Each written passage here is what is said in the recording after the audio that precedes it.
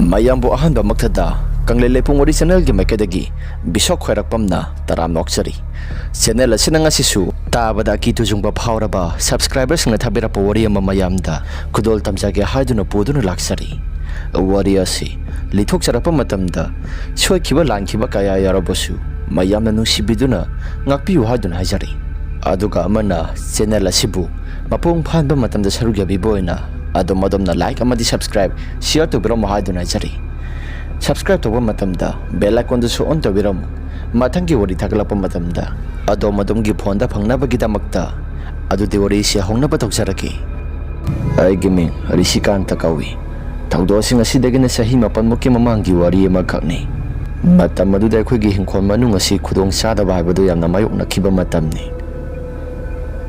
laika gi lai harauba matam suibaga aikhoi se aduki matik yamna nungai aikhoi su matam do ingkhalakpa matam suibaga yamna nungai rakpa matam haigadra laika gi thaudo wa thokpa matam harau kumai tholakpa matam da senthok sensin tawraga aikhoi su angang oibagi matam sunatriba aduga pakhang masa pharakpa matam suibaga aikhoi se asuki matik yamna nungai ba matam ni numit ado aisu laika gi imana ba singa laika gi lai harau ribani haidana yengba du maksalami laika gi lai harau ba sisu sangan saraga yengba sapa matam da suki matik yamna nungai rakpani asum nai khoi gi lai harau ba si tha makhai muki sangde du makharawi ai khoi gi laika gi lai sina lai phawbu he phawkraba madu gi lai phawdo du maksum du na laibani laika gi lai gi ko khapa matam da handak sahi si masipiba mathanda pokpa khara sekselo haidana lai phawrakhi madu dai sui thanda po i haidana imana su khara seksin sajina satna ba haidana imana swarakhi madu da ina seksin sajina phana sat taraga su khudong thiba thoklak loi haninga hekta leipote da kanana khangba khudong thiba thoklauna tholak loi haninga leipote lambi da salingai matamda khangde da khudong thiba se hoi thoktaba budi lai khuramnari bani adubu ima hoi siare se thoktaba soisanu se hai lai gi tingki ama tawrakpada tingkhela khipado phate nei bungo nangbo tingkhela khipagi wa nate da khudong thibado hojoji mak tholakani hainingai kasu leipote habani da hoi aisu section sajina sakki ibunga nangi wa phamado khara matra saba wali tasing harabada ima khodi laika gi lai asi amna kichai laika gi lai na phaurakpa section sajina satlu piba mathanda pokpa khara section sajina satlo na hairakli basi mamang thaki matam dasu khara section sajina satlo haidana laiphaw phaurakibada mamang thangbana kaka simawa log de haidana gari kumai rok thopa matam da mahakna salubada khudong thiba nangkhibado hauji makhong se soinai raga lairi basini hoi ba ima aisu khangi kadobage kaka se soinai raga laire khangi ado thoiba thodo mayam singa sidi hoi aikhoi gi laibakta tamamba no oiram su ya dubu hoi si yare si thanangai gi lai gi tingi thodo asi aidi kaya thoina su thajadabani tasena hairabada lai gi tingi posi aisu kaya thoina mata thajadabani adubu halaman sina hairabani na su ngakna do maksat lagi haidana wakal da su khangkre asumna numit ado aisu lai ka gi lai harau basi yeng basaluraba matamda yumda sanglapani aikhoi gi konthong mapa sida kana gumba misakama leplaga sumdring sumna lairibado aisu urakpani maduda isu kanano haidana yingluba matamda angang masa magi mitam gumna asum piksing kirami maduda isu karino haidana prap sanglaga yingluba matamda mitam madu warak lomdas prap sangsilaga swai laung hekta mangki mataududa gi sasi swai lawi karino haidana wakal da sukhali hausing i haktang gi mamang da sida lairam lebudu bu karino swai laung hekta mafam marang khangdana mangki budu aibu wakal nara wakhalna di nate da hauzik ni haktangi mamang da mangkhibado aidi sasi hairaga wakhal da khallaga silairami asumna lairingai matam maduda aigi sasi tungthangba saruga somsida kanagumba ama inarakpagumna aigi sasi phaurakpani kongjiri makhol siraga kanagumba angang amana lakpagumna saum kharasu phangi maduda isu sasi karino hadana ipapa khali asumna lairingai matam maduda aisu sasi tung laithoklaga fat yenglobani adubu kanagumba mata lairamde asumna lairamda bamong matok sing aduda gi sasi kithikirum tawraga ise prap sanglakpani Asumna hek senglakpa matamda maning thangba saruk adomda kanagumba misak ama tung thangba saruk asomsidagi inarakpagumna makhol kharasu tarakpani. Sodre mafam ase tamnariba haibadura mamang thakki matamda asigumba thawdok ase kaisu thoidokpa amata thokpa tawda adum laibanida. Aduga handak marak nate ngasigi numit ase karino karigumba amadi tawreda haidana wakhalda khallaga laibani. Asumna ngihaktangi matungda aise prap imungda sanglaba matamda aise mangolda prap kakhalakpani. Asumna mangolda kakhalakpa matamda kanagumba ama laibagum tawe haidana mai ase phalai thorakpa matamda kanagumba ama hek lairamde. Tawriba mawng matawsing asidi aidi isase onthokna su hainakidreda. Karamnano sidi aidi isase onthokna su nungairoidawre. Imada haifetang hanglaga thoiba thawdoksing asi karino haidana haifetang hanglaga yengge. Asi haidana isi imagi manakta prap sangsilai. Aisu thoiba thawdoksing asi karino haidana aisu imada pausing ado loina tamle. Maduda imana, ibungo nangi wakhalda kaikano khara khanjilaga uba oirambasu yaida. Ima tasena hojiki matawdudi aigi sada khanjilaga uba nate tasena ubane. Aidi isingda singnai phawrakiba laiphausing aduga tawthoraiba mawng matawsing asiga hai laiphaugga aduga kaisu manaba nate. Ima manadaba yaroi khul laikai sida asigumba thawdoksing asi tholakani haidana maibinasu lai kaukhappada phawribadudi hai tamnagani haidana phawba nate biba mathanda pokpase khara seksilo haidana phawrakpani. Adu oiragasu aikhogi hingkhol manung asida karigumba amadi tawbadi malida ima suwa makha tana nganglakidre adum tumina laikhre. Aisu aigi kada adumak sangselai. Numidang sak saba toklaba matungda babaga imaga asi wari watai khara sanaduna lairame. Maduda isu ngasai thokiba wari mayamsing ado babada loina tamle. Maduda babana su asumna hairakhi, ibungo kaisu thoina wakhalda khanjiluba tawrunuda nangi wakhalda pangkhanda khanjinbagi oirambasu yai. Aisu wa makha tana kaisu thoidokpa amata hairamdre. Asumna numit nini humni lairaba matungda nongma numit amani aisu isase imanaba amaga walking haife saluraga hanjilakpa matamdani aikhoi kakagi masanupa matomda poksabasi aigi inakta prap sangai. Dada kadai tana saluribano haidana aisu walking salubani haidana inaunupa sida khumlamme. Maduda inaunupa sina sumna swairaki, dada ngarang asi numidang wairamgi matamda dada ka saban chap manaba misak ama lairami. Asomgi lokla mapa sida aisi karino haidana inaunupaduda kupthanangi hangang oibagi pangangda nganglibra haiduna wakhalda su khallaga mun hanglami. Maduda inaunupa sina sumna hairakhi, dada asengbagini dadagi saban chap manaba misak ama asaigi lokla mapa sida lepaga lairami. Aina kanano haidana munai sangsilaga yengluba matamda kanagumba amatadi oiramde. Adubu misak aduna aigi isasi laklo haibagi matagumna adum khudasi khallaga kaubugum tawi. Madugi wafam adu hek taba matamda isu inaunupada nanau nangsu masak masa khangdaba misak amana kauraklabadi kaisu thoina sangsiluba tawruno adum tumina layo. Aikhogi mi natragana atopa laikagi mi oirabadi kaigumba amatadi nangna sado sangsiluba tawruno. Aikhogi imung manunggi miyosing natana kanagumba amata masak masa khangdrabadi manakta sangsilono. Inaunupadusu hoi dada hairaga hairaklami. Masigi matungda isu kaisu thoidokpa amata khanba tawda aisu adumak imungda prap sangai. Inaupadusu mahaki mayumda sanghore. Asumna numidangi matamni aisi saksaba toklaba matungda lai harauba ngihaktang yengba salubani. Babasu yengba sali. Numitumadi laigi thoram hek loibaga kaino khara utkadaba lai haidana laikagi miyosing asisu marang tawnaraga loina hekta yengi. Laikagi laibung asi mina pik thana soli. Asumna yengba loisilaba matungda aikhoisi pung adusu 12 makhai tasilaklabani. Aikhoisi yumda sangasi haidana aikhoisi pulap puna sangminarapani. Babasu yumda pulap puna sangminarakle. Numitumadi aikhoigi imung manung asi pulap puna sangminarakpani.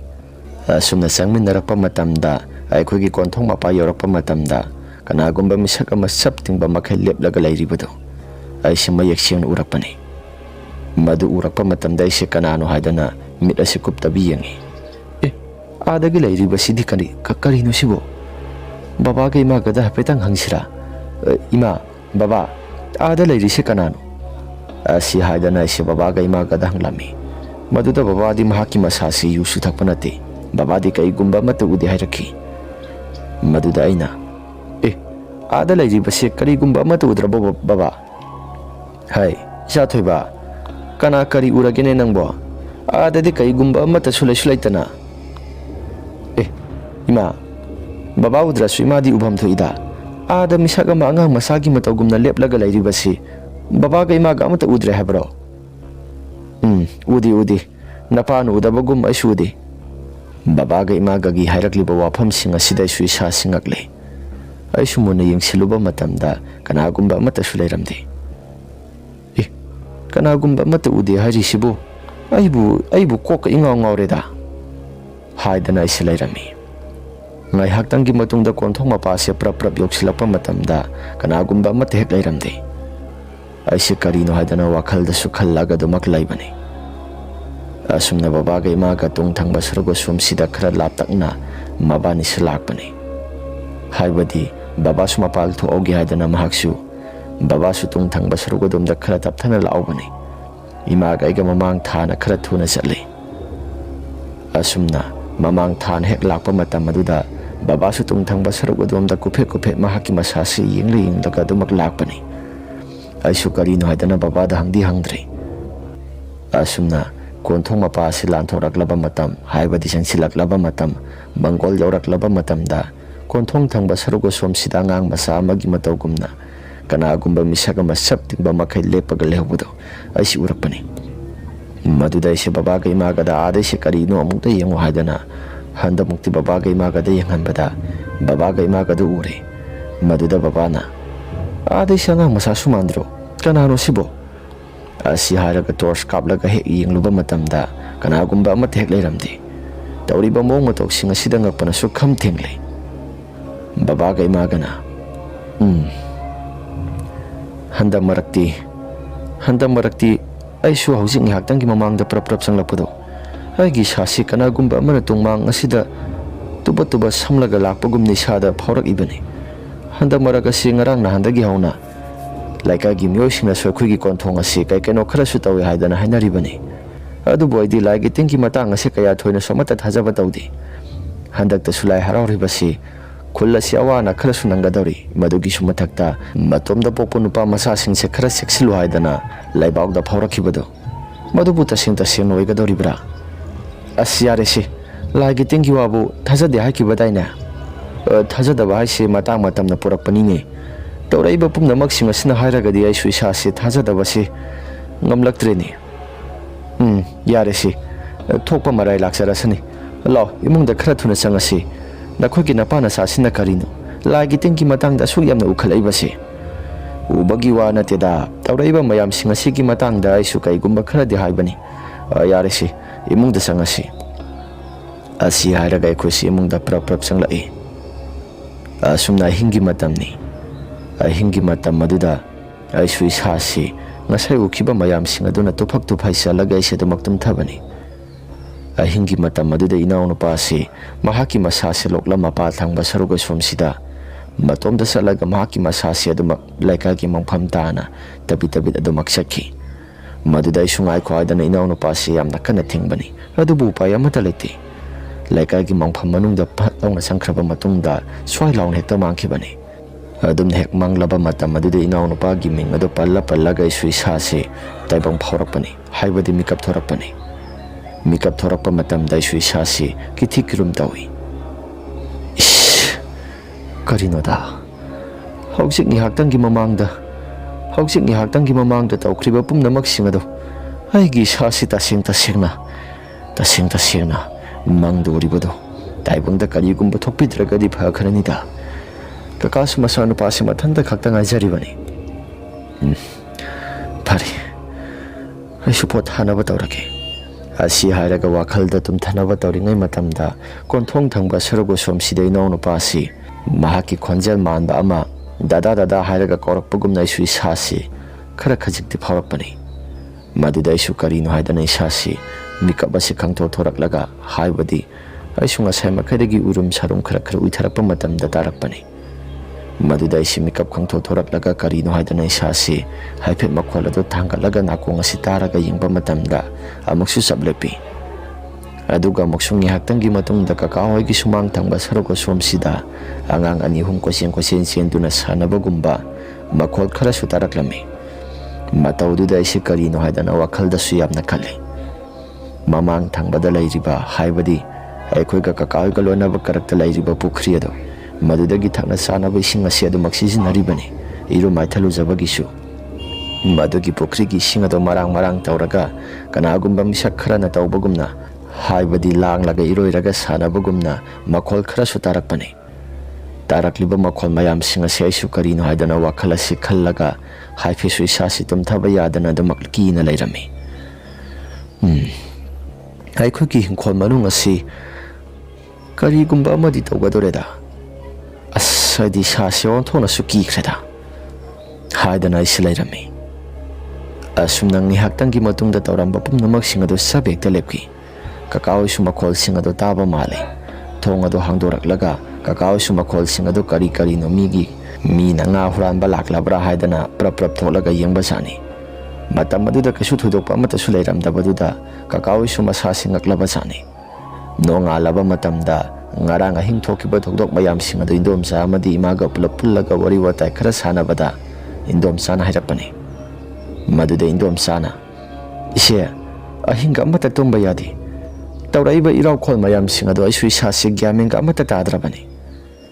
Inaw nangda nati nataisu aduga nasanupa sungarang silai harauba yenguraga halakpa matamdane mamita keno khara ui makhol khara sutai haidana nasanupa singarang dagi adumak hairaga lairabani. Ise isanupa si sumamang mahada keno khara uba mali ai kire na yamna toina su hai handak marakasi. Ibema ngalingai matamda laigi tingi keno khara yengthokpana phagani ko nasanupa do mamang mahada adumna hairaklibudo ai di isingda singnai aduni ise aisu singnaribani. Handa marakasi umanglai harauba matamda lekagi umanglai da su keno khara su phaukibaga haidi sasi yamna talli. Farisi ado horindi amutang laigi tingi keno khara yengthoktaragadi yarudauri. Imana su indomsada yengtho hadana haikirami. Masigi matungda indomsa asisu laikagi maiba amada salaga yengtho uba matamda dasa keno khara su pangdi angang asi khara siksin sajina senau hadana indomsada hairaklami. Asumna aikoi silai roi namit ni lairoi namit aduda aikoi silai harauba yengba sappa matamda aikoi si asuki matik yamna sunungai. Indomsagi masanupa si yumda sudamak lehobani aduga yumda lehore do mangai indomsa sumasa si tumthakraba mali. Inaw nupa si sumasado kasu thudokpa tawdana haibadi indomsaga pulap puna tuminaraga lehobani. Asumna lehoba matam aduda aikoi silai harauba pungloi loiraga yengba kumakpa matamda haibadi yumda halakpa matamda pukhri thangba maike somasida kanagumba misak ama leibagumna aise mami sami oinu rakpani. Maduda aise karino haidana khara thuna prap sangsilaga yengluba matamda kanagumba amata su leiramde. Karino da pukhri thangba maike somasidana kanagumba amata su leiramde. Aduga hojik ni haktangi mamangdana pukhri mapal thangba saruga somsidana kanagumba misak ama leiramliba asibu karino. Isase khanjiluraga gyamenga amata hek tadre laita phamso mata khangdri sase haidana aisi prap sangya haidana hek tawba matamda kakahoi thangba saroga domda khoktena duda kanagumba misakama dong launa waising kibugumna isi makhol khara sutarakpani. Madu phawba isi salaga yemure adubu kanagumba mata leiramde. Tamnare dana sidi sapsan hek tamnare. Fare aisu imungda khara thuna sanglage haidana lairingai matamda pukhri manung asida kanagumba misakama langbagumna makhol khara sumuk tarakpani. Tarakliba pumnamak singa sida isu isasi fatlai tholaga hek yengluba matamda kanagumba amata leiramde. Mai asisu ingan ngana thalibani. Pukhri asisu kanagumba misakama leibagumna ising mayam singa hojik ni haktangi mamangda lengba otpa tawkibagi makhol takiba mayam pumnamak singado kanagumba amata su leiramde. Mataududa gi sasi karino hadana wakhalda su khalli. Isingi manil singadu su karigumba amata lengba tawdana leirambaduda isasi ngaksu yamna ngaklabani. Masigi matungda isi adumak prap sangsilakle tumba aduga tumthagi hadana isi leiringai matam maduda Buapal thangba sarugadom maduda kanagumba misak ama khongjigi makhol ama taba horakpani angang masa amana satpagumna. Aisi ahinggi matam maduda phana kuina tumthaba so mata yaramde. Aibu ima se amutang hogdoklaga yengsira. Hogdoklaga yengbana phagadaba male. Haidana imagi kaada khara nakle haidana imagi manakta prap sangi. Maduda imada aina Ima asumna kaubada ima su kaigumba mata tarakti. Hanjin kauba matamda ima si tarakle. Pukri thangba maike aduga wapal thangba saruga somsi kaigumba makhol khara tarakle haidana ima da hangba matamda. Ima na su yengo si haidana tor sama pairaka kap tana yengbani. Adubu kanagumba mata leibagi mamidi udi. Asumna taurakpa pumnamak singa sidaigi sa singak sungakle. Haujing ihagtanggi mamangda aina thengnakiba mayam pumnamak singa da suloina tamle. Maduda imana. Ibunga handa maragasi dasa ipang daba nanaw nupasi dasa pang haidana nangi nandom sana sunga sai kai keno khara swairambani as khangdre da gyamen gatadi haidana khoi si ma sodumak mahaki kada tumba sangkre ai soigi kada tumba sanglai yumthak asidagi gitlauna nambagi makhol angang kapagi makhol asi hekta mayam asi sara samba makai hingkhol asigi akoibada mayam ama makhol singa setaba horakpani maning maya thangba saruga somsida kanagumba misak ama hangkat anda satpagumna makhol su yamna tarakpani mataududagi sasi su kidi yamna kirabani adubu aisi adum tumina lairi nongan thorakpa matamda indom sasi yamna kana kapagi makhol ama tarakpani aikhoi su kaidoba yauragi haidana prap sangsilaga yengluba matam mapal tholaga yengluba matamda inaw nupasi pukrida siraga taraga leirami inaw nupasi masa tawkhalakpaduda aikhoi singak sungakle mataw karamna tawribano hairaga aikhoi si hangluba matamda indom sa su yamna nungaina potharingai matamda thong asi hangdoklaga kanagumba ama sakhibagumna mangwai hawai tahawi hai aduga indom sa si mahaki masasi su yahorappa matamda angang asi leiramdabaga mahak su masasi singnaraktuna prap tholaga yengluba matamda koithi thirappa matamda pukri thangba maike su masida angang asi tawkhatuna leirami hai masigi matungda aikhoi su isa si kibana yadre angang asi na siramdagi matamda haibadi angang asi hayang angsi leiroidabani haibagi matam aduda tawrakliba pumnamaksing sabtra mayamsing adu aikhoi su kide kirabani asumna angang asi leitabaduda aikhoi si mathang mangamsing adu pangthoknabagi damakta aikhoi su sinba langba yamna kana tawrabani masigi matungda aikhoi su angang asigi mathang mangamsinba langba pulap loisilaba matungda laikagi miyosing na su sibon yamna ngangnai haibadi konthong thangba sarugo somsida handa marak tawrakliba sabtra mayamsing aduga laikagi miyosing na pukri mapal thangba sarugo somsida lanba amatang ngamkhidaba konthong mapasida aikhona pakpak thengnadabagi wani laikagi miyosing adi thengnariba mayam pumnamaksing adu loina hainarakle lai harauba sisu mapung phana loisingkhraba matamda aikhoi su isasi laikagi miyosing na kaigumba amadi dumak tawre haidana nakoigi konthong asi amutangga laigi tingi kaikeno khara yengtho haidana hairakpani maduda angang asigi thawai ase dumak leiri haidana laikagi miyosingna amadi khulgi miyosingna kaikeno khara so hainarakpaduda aikhosi yengthok uba matamda inaw nupagi thawai asi satri haidana maibina kaikeno khara so hairakhi maduda aikhosi yengtho uba matamda laigi tingi kaikeno khara tawraba matung mangdaba su tawraga mataw karamna leitribano haibado amutang yengthoksi haidana mangdaba tawrami sorat liodringai matamda mangdaba tawsi haidana mangdabado prap tawbada numidang wairamgi matamni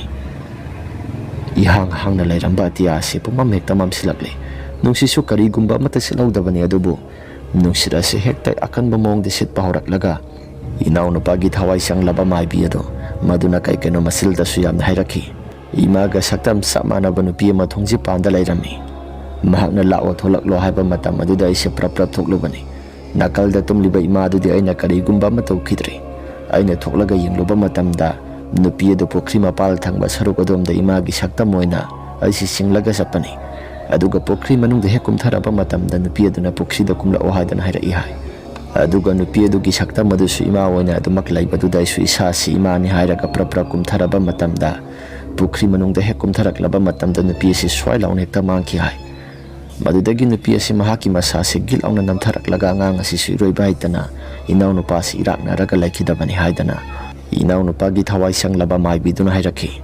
Masigi matungda aikoisi yamna kappi. Inaunupada kai saningi haidana hangluba matamda kaisu thudokpa amata saningde ising thakki haidana churida famda ising khara haidoki khuzai ama. Masigi matungda inaunupasisu amuka halakini haidana hairami. Aduga lai tonglamliba maibidusu masasi gyan taba makai pop taba makai wantharakli. Lai tonglubagi masasi isok thai haidana hairaki. Asumna angakpagi matawni numit ado. Nong imang mangna nungsit yamna kana sitlamba mayamsing adusu angang adugi thawai ado maibidagi hek thokiba matamda sap hekta lepki tawramliba mayam pumnamak sing ado aikhoi mayam asisu yamna ngai. Lai gi tingi matangda kaya thoina mata thajadaba baba amadi imasu tawrakliba mayam pumnamak sing mamang maktada sangsangna uraba maktada loina thajaba haibado oirami. Masigi matungda aikhoisu lai gi tingi kaikeno khara tawraba matamda inaunupagi mathau mangamsing asisu astida pulap samjingkre. Lai gi tingi kaikeno khara khuram thoklaba matamda makha tana kaisu thodokpa amata tawrakhidre. Masigi matungda aikhoisu matam khara leiraba matung indom sasisu angang nupa masa ama phanglei. Inaunupadu laikhidaba matamda khong thangba saruk haibadi yeki khubo maduda amukka halakho haidana maitalna singkhibani. Asumna maitalna singkhibado yet thangba khubo maduda moksuk muna leirami. Sa oina thunglakpani. Aikhoisu inaunupasi halaklai haibado isadasu thajare. Masigi matungda aikhoisi haujikti kaisu thudokpa amata tawdre inaunupadusu sahi nipan mapamuk sijalakabani. Aikhoisu nungaina laire haujikti. Mamangda thokiba khudongthiba kaya sing adudagi ngakthoknaba haidana aikhoisu pukhri thangba maike somdo madu sauna aikhoisu khajil angangsing kumba yadanaba haidana haujikti kaisu thudokpa amata su tawdre makha tana aikhoisu nungaina adumak laire. Wari ase matang asida loisinjare. Wari ase nungaibirabadi like amadi subscribe share tawbiramo haiduna haijari. Aduga amana adom-adomgi isada thokpa asengba warising laibiragadi aikhoina pithokjariba WhatsApp number asida thabiraknaba ningsingjari. Phare mayam adudi ngasigidi matang asida loisinjarage. Mathangi warida mo hana thengnarasi. Ima laibakna yai phare.